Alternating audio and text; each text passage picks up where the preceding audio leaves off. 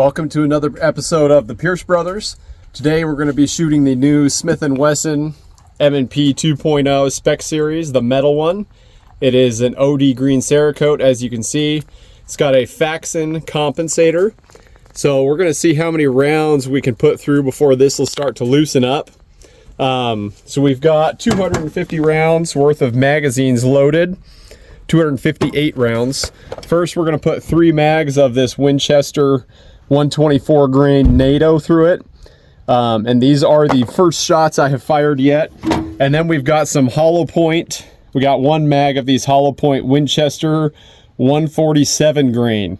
So we're going to start with the Winchester NATO. We'll do 3 mags of that, and then we'll get on to all these other mags, which are just a 124 grain PPU, kind of a target plinking load.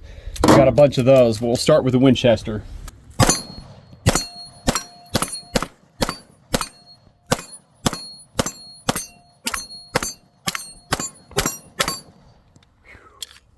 So far, so good.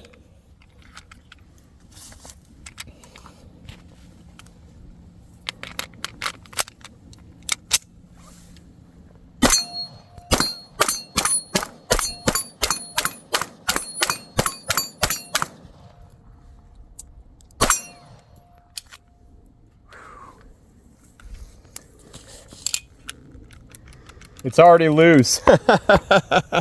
2 mags in, and the compensator has come loose, which I planned on.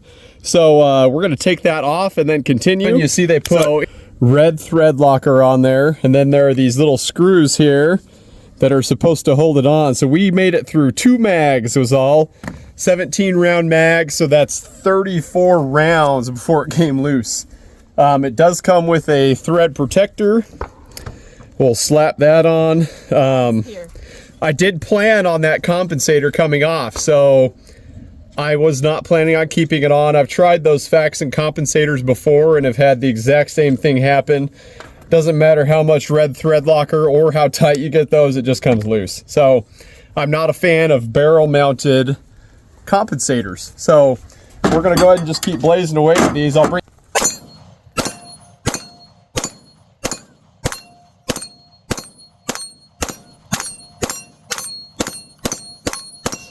Let's do a round now of the 147 grain Winchester hollow points.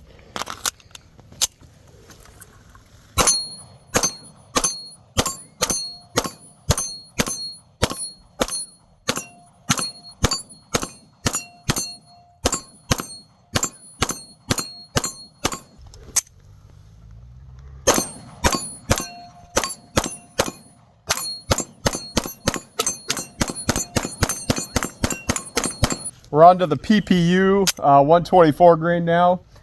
On that compensator, something of note, that came factory installed, so I did not install that, and I wanted to see how long it would last, because I've installed some, and I've had the exact same thing happen. Within a few mags, they're loose, so we're not going to bother with them anymore. We'll just keep on hammering away with these, and leave a compensator off of it.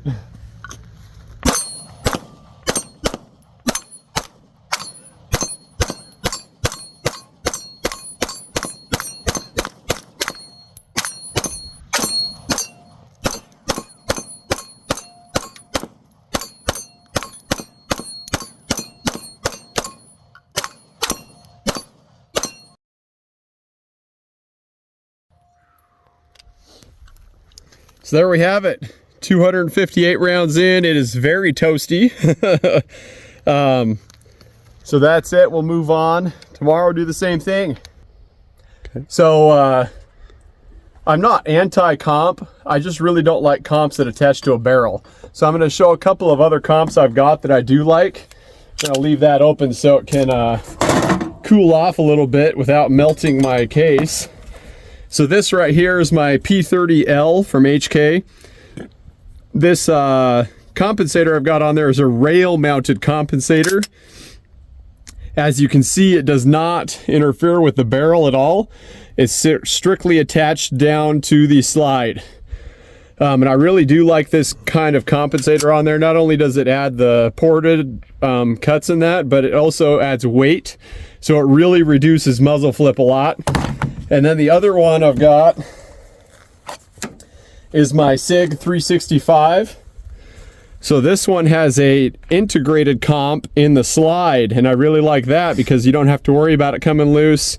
It's built into the gun, and it still has the same performance as if it were a rail mounted or a threaded one, but it doesn't mess with your barrel or your guide rod or anything.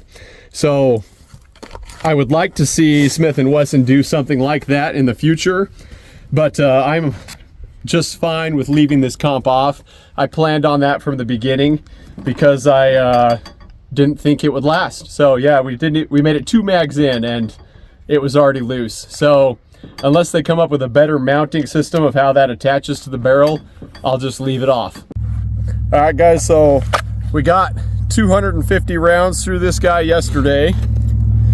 We're gonna put a bunch more through it today, but I wanted to touch on a few of the other features of this gun. So it is optics cut and optics ready. It has suppressor height, night sights. These are night sights. I know last year's Spec Series model did not have night sights, so it's nice having that feature on there. It does have a ported slide, so we got a cut. We got another cut on the side on each side. As you can see, the comp's already gone because that came loose after 34 rounds. So it also has the flat face trigger with the built-in trigger safety. So let's get to the other side here. You got your mag release. You got all your different back strap sizes. This one is a medium. It does have a small and then a medium large and then an extra large. So it's a pretty neat gun. You got the Performance Center stamp there. Back to the other side. I love the OD green Cerakote on here. It's real pretty. So we're gonna go ahead and keep hammering away with some ammo. Right now we've got some Federal hollow points. We're gonna test those and see how she does.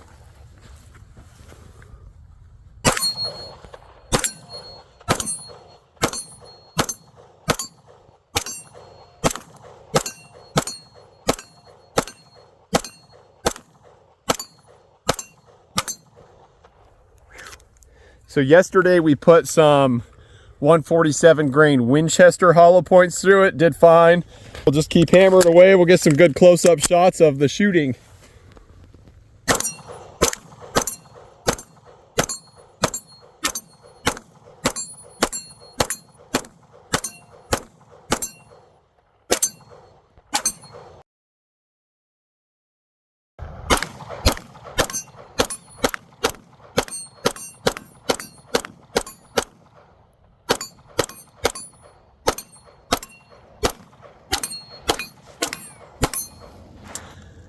So those were our first 516 rounds through this gun now. Overall, I've been pretty pleased with it. For an opening gun, I think it's broke in now with 500 rounds through it. So it's still pretty warm. We showed some of the other features on there, but if you're gonna buy a gun for a comp, and the only reason you wanted to buy this gun is for that comp that was on there, don't do that. Obviously it didn't perform well, but the gun itself performed great. 0 malfunctions out of the 516 rounds we fired.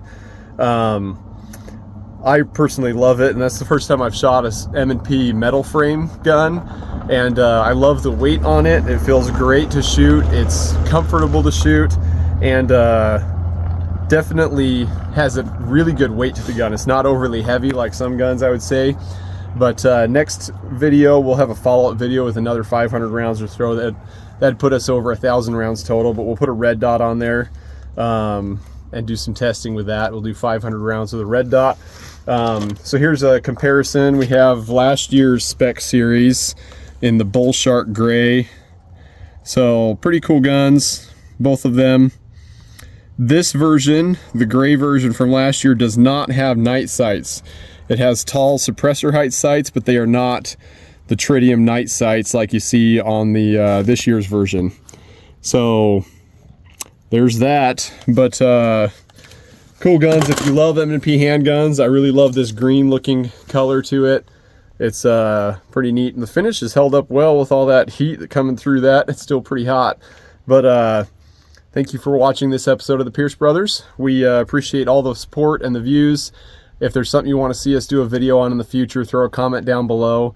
But keep your eyes open for part 2 of this video. We'll have that out in the next month or so after we get a red dot on there and put some more rounds through it. So like, share, comment, subscribe, all that good stuff. And we will see you next time on the Pierce Brothers.